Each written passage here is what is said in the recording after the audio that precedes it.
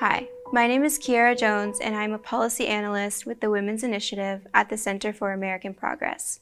For the past few days, our research team has compiled over 100 accounts of the devastating consequences of MAGA abortion bans, all as Republicans get ready to push a nationwide ban. I'm going to read you some of the real stories from women and doctors across the country. This is from a 35-year-old woman named Amanda who lives in the Dallas-Fort Worth area. This was the second time she had experienced a miscarriage. The hospital told her that because of Texas's abortion ban, they could not perform the procedure she needed and sent her home. She sat in the toilet digging fingernail marks on the wall from the pain. The bathtub water is just dark red, Amanda recalled. For 48 hours, it was like a constant heavy bleed and big clots. Her husband held her hand as they both cried, "We are not going to try and conceive anymore," Amanda said. "We don't feel like it's safe in Texas to continue to try after what we went through." This one is from Gabriella in Missouri. Walgreens initially refused medication to a woman facing serious miscarriage complications because of the state's abortion ban. Gabriella said, "The pharmacist at Walgreens told me she couldn't give it to me if I was pregnant.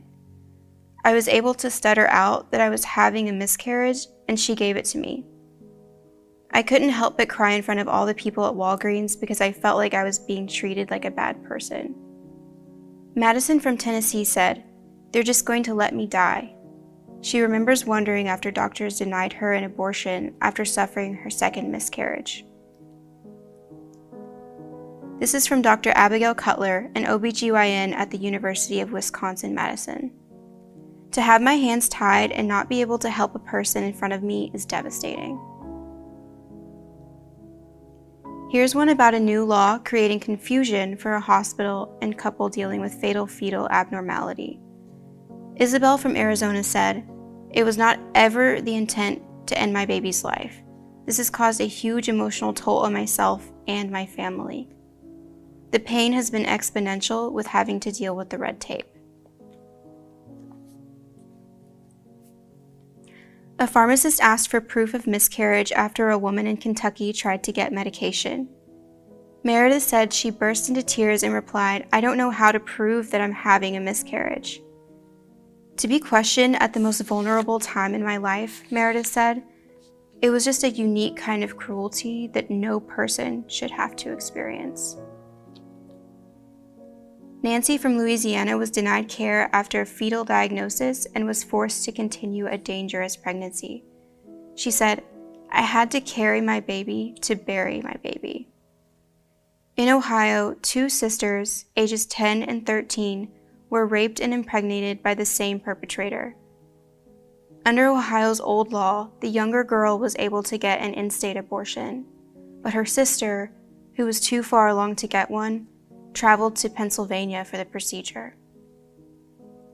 Marlena from Texas was forced to carry a dead fetus for 2 weeks after an abortion ban. I feel like it's very dangerous for a government of any type to be intervening in a woman's care because there's multiple reasons of why she may need a procedure. I felt like a walking coffin, she said, fighting through the tears. You're just walking around knowing that you have something that you hoped was going to be a baby for you, and it's gone, and you're just walking around carrying it. In Texas, a 25-year-old woman was denied abortion after doctors found fatal fetal abnormalities and severely high blood pressure and high liver enzymes. Her mother says when they asked doctors just how sick she needed to be to have an abortion, she said, "We were told basically a liver failure, basically a stroke, basically a 911 call." Kaylee, a former pro-life Texas woman, had to flee to New Mexico for abortion care. "I've never felt more betrayed by a place I was once so proud to be from." Elizabeth from Texas says, "At 19 weeks, my water unexpectedly broke. After we arrived at the ER, it was made clear to us that our daughter, Theodora, would not survive this pregnancy. Our hospital refused to allow our doctor to perform the medically necessary abortion and instead discharged me, instructing us to return when my infection worsened. During this time, I experienced a consistent flow of amniotic fluid draining from my body. This was a constant reminder of my baby's impending death. Dr. Crow in Wisconsin talks about a woman denied abortion care after her water broke at 18 weeks and was at risk of a potentially lethal infection and sepsis. To be a doctor in that position, then to be in this situation where you're uncertain, you think, will the hospital let me do this? Will the DA go after me and I end up fined or in jail? It's this feeling of helplessness and utter confusion for everyone involved. Dr. Akers in Tennessee. If you provide life-saving medical care and that care is a termination, you are committing a crime. And if you don't perform that care and that patient dies, you're going to get sued for malpractice, among other things.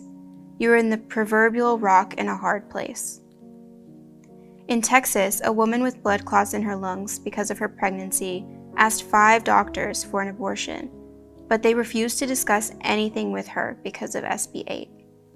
She implored, well, if this is an at-risk pregnancy, I have 4 other kids that need me, that are alive right now, that need me. What happens if I die because of a blood clot? They still refused to talk to her about an abortion. The only person who offered her any information about abortion was the OB, who, as she said, didn't even tell me. She wrote it down in a book after her shift was over. Dr. Munoz in Texas faced an awful predicament with a recent patient who had started to miscarry and developed a dangerous infection.